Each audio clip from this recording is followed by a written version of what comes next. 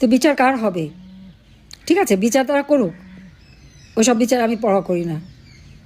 আল্লাহ জীবন দিয়েছে, একদিন আল্লাহ নিয়ে যাবে, কিন্তু দেশের মানুষের জন্য আমি কাজ করে যাচ্ছি, কাজ করে যাব।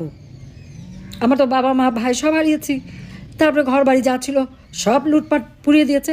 গণভবন তো আমার নিজের পারি না, সরকারি, তার উপরে এত ক্ষোভ। তারা কি বিপ্লব করে ফেলেছে? কিসের বিপ্লব? গুন্ডামি, সন্ত্রাসী, জঙ্গিবাদী কাজ থেকে বিপ্লব হয় না, তবে বাংলাদেশটাকে জঙ্গি রাষ্ট্রে পরিণত করেছে। এখান থেকে বাংলাদেশকে মুক্ত করতে হবে। ওই মামলা রায় দিয়ে আমার কণ্ঠ বন্ধ করতে পারবে না। আমি জনগণের পাশে আছি, জনগণের পাশে থাকবো, জনগণের জন্য কাজ করে যাব। আমি আমার নেতাকর্মীদের বলবো, কেউ ঘাবড়াবেন না। এসব মামলা এগুলো আমরা অনেক দেখেছি, এটা সময়ের ব্যাপার।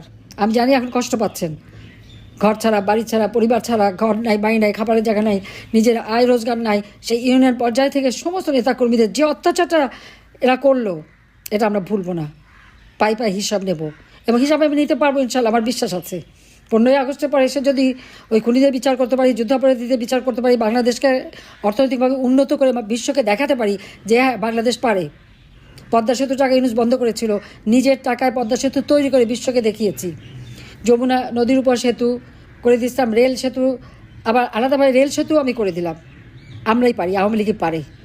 আজকে সারা বাংলাদেশটাকে যে আমরা উন্নত করেছি, সেটা একটা দৃষ্টান্ত বিশ্বের কাছে। বাংলাদেশ জানে কিভাবে তাদের দাবি আদায় করতে হয়, কিভাবে বাংলাদেশ ঘুরে দাঁড়াতে পারে। অন্যায় অবিচার যারা করে তাদের বিচার একদিন বাংলার মাটিতে জনগণই করবে। কাজে আমি সবাইকে বলবো যে কোনো ঘাবড়ানোর কিছু নেই, বেঁচে তো আছি, বেঁচে থাকবো, দেশের মানুষের কল্যাণ আবার করবো। আর এই অপরাধীদের বিচার ইনশাল্লাহ বাংলার মাটিতেই করব। আওয়ামী লীগকে রাজনীতি করতে দেবে না, আওয়ামী লীগকে নিষিদ্ধ ঘোষণা করে, আওয়ামী লীগকে নির্বাচন করতে দেবে না, আওয়ামী লীগের নেতা কর্মীদের উপর জুলুম করে এই দলটাকে শেষ করতে চায়। কিন্তু এটা এত সোজা না।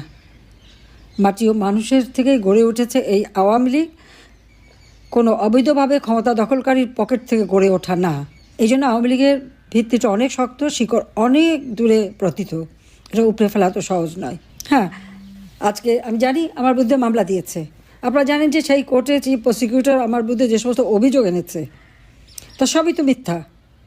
একটা কোর্টে দাঁড়িয়ে কেউ যদি মিথ্যা অভিযোগ দেয়, তা তার বিরুদ্ধে কিন্তু মামলা হয় এবং একসময় হবে। তবে এই কোর্টটাও তো অবৈধ, কারণ 1973 সালে পার্লামেন্টে আইন পাশ করে যুদ্ধ অপরাধীদের বিচারের জন্য এটা করা হয়েছিল। এখানে কিন্তু স্পষ্ট লেখা আছে যুদ্ধ অপরাধীদের বিচার হবে, এবং এই আইনের 11(4) অনুচ্ছেদে স্পষ্ট বলাই আছে কীভাবে এই কোর্ট গঠিত হবে, চিফ প্রসিকিউটর থেকে শুরু করে কারা কী হবে, সব কিন্তু নির্দেশিকা দেওয়া আছে। কিন্তু এরা কিছুই মানেনি। ইউনূস অবৈধভাবে, অসাংবিধানিকভাবে ক্ষমতা দখল করেছে। আমাদের সংবিধানের 7 অনুচ্ছেদে স্পষ্ট লেখা আছে যে নির্বাচিত প্রতিনিধিদের কেউ যদি জোর করে ক্ষমতা থেকে সরায়, তাহলে তাদের শাস্তি হবে।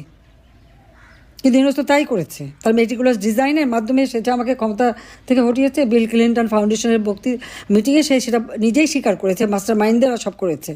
এটা ছাত্র জনতা তেমন কেউ ছিল না, নেতৃত্ব ছিল না, কথাটা ঠিক, কোনো নেতৃত্ব ছিল না। কারণ ছাত্ররা যখন তাদের সব দাবি আমরা মেনে নিলাম, মেনে নেওয়ার পরে হঠাৎ শুনি 9 দফা দাবি। সেটাও বললাম যে ঠিক আছে, সেটা আমরা বিবেচনা করব। তারপরে 1 দফা। তার মানে কী দাঁড়াচ্ছে? দেশে একটা অরাজকতা পরিস্থিতি, আর্থসামাজিক উন্নয়নটাকে ধ্বংস করে দেওয়া এবং দেশটাকে ধ্বংসের দিকে নিয়ে যাওয়া, সেটাই নিয়ে যাচ্ছে। আর যত হত্যা মামলা সব আওয়ামী লীগের বিরুদ্ধে, কিন্তু খুন করেছে তো ইউনূস এবং তার ওই বাহিনী, জামাত, শিবির, বিএনপি, এনসিপি, এরা মিলেই তো হত্যা করেছে, তো স্পষ্ট, এবং তারা সেটা নিজেরা স্বীকার করেছে।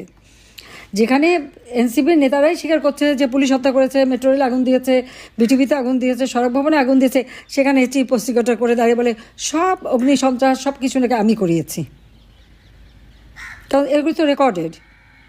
তবে সাক্ষীরা কী বলেছে সেটা কিন্তু সরাসরি শোনায় নাই, কারণ সাক্ষীটা বোধহয় তাদের এত শেখানো পড়ানোর পরেও মন মতো হয় নাই। আবু সাইদের বাবা নিজেই বলে দিয়েছেন যে তার ছেলের মাথার পিছনে গুলি লেগেছে, কিন্তু সারা বিশ্ব জানে আবু সাইদ বুক পেতে দিয়ে গুলি নিয়েছে। কিন্তু সেখানে পুলিশ কোনো মেটাল বুলেট ব্যবহার করেনি, রাবার বুলেট ব্যবহার করেছে। কিন্তু তার পোস্টমর্টমে আছে তার শরীরের ভিতরে যে সমস্ত আঘাতের চিহ্ন, একটা গুলি খাওয়া মানুষের শরীরে তো ওই আঘাত হয় না কখনো।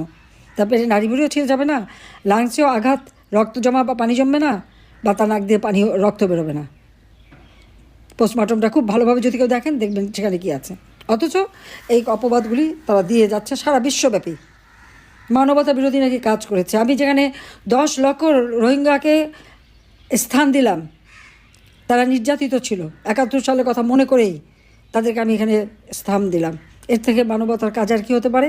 2024 সালের 15ই জুলাই থেকে যারা একের পর এক পুলিশ হত্যা, আওয়ামী লীগ নেতাকর্মী, যুবলীগ তাদেরকে হত্যা করে পা বেঁধে ঝুলানো, আইনজীবী, সাংবাদিক, সাংস্কৃতিক কর্মীদের হত্যা করেছে এবং একের পর এক সরকারি প্রতিষ্ঠান জ্বালিয়ে পুড়িয়ে ছারখার করেছে, তাদেরকে দিয়েছে দায় মুক্তি।